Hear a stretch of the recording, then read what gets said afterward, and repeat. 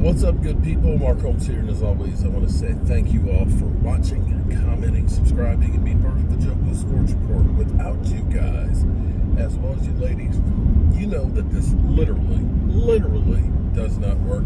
Hope everybody's having a great Taco Tuesday. I'm on the road again, as always. You know, Papa was a rolling stone, yeah.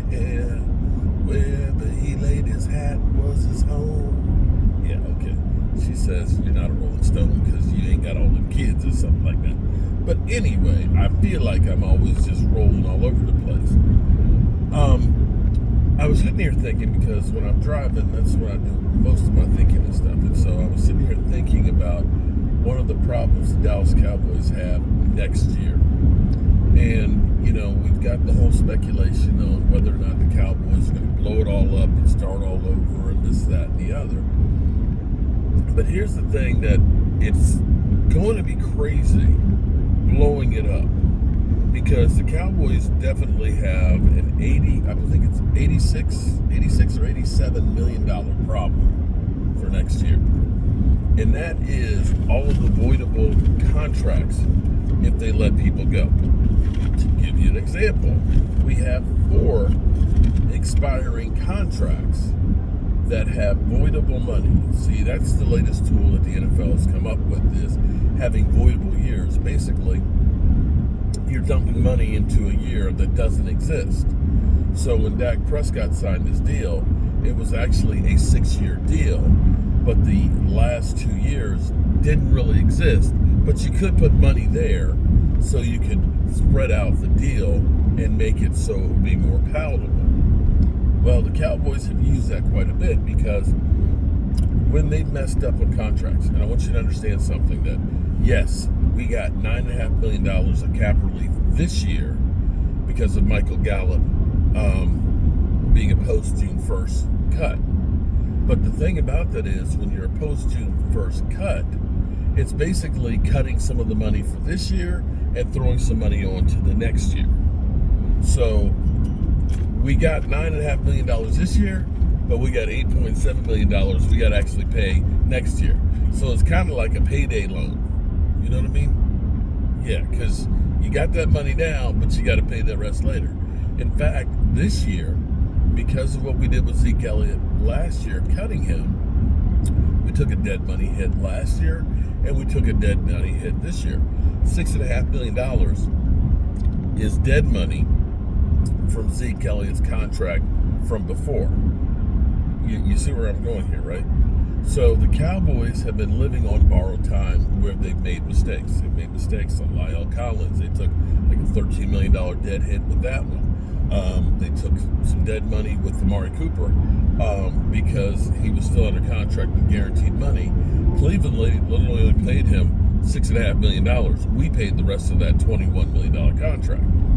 And in order for the Cowboys to be able to get themselves together, they restructured deals, and they used the voidable years to basically pass it down the road.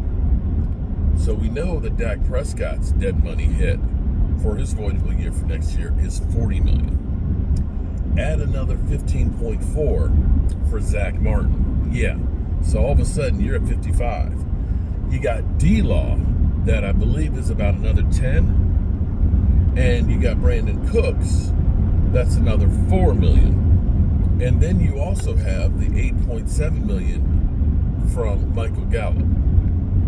You're literally paying $86 million for guys that don't have contracts next year. So, what can you do about it? Well, in some regard, I think what the actual plan is with Dak. Right now, you got $12.5 million worth of cap space. You're going to get Amari Cooper's holding out, FYI. He's holding out. He sees all that money there and says, I want to get paid now too. Especially since this quarterback's getting $63 million. Who can't get the ball to him? Be that as it may. You'll get CeeDee Lamb's deal done, and you'll actually save some more cap money this year. Justin Jefferson got his deal done. Literally, his cap number this year He's $8 million. His cap number next year is 15, less than what CD's is right now. So you get some extra room there. And I think the Cowboys look at this and say, we don't need any more money this year. We're better off taking the Dak Prescott $55 million hit this year and being done with it. And then we can just deal with the 40 next year, because that's the big money right there.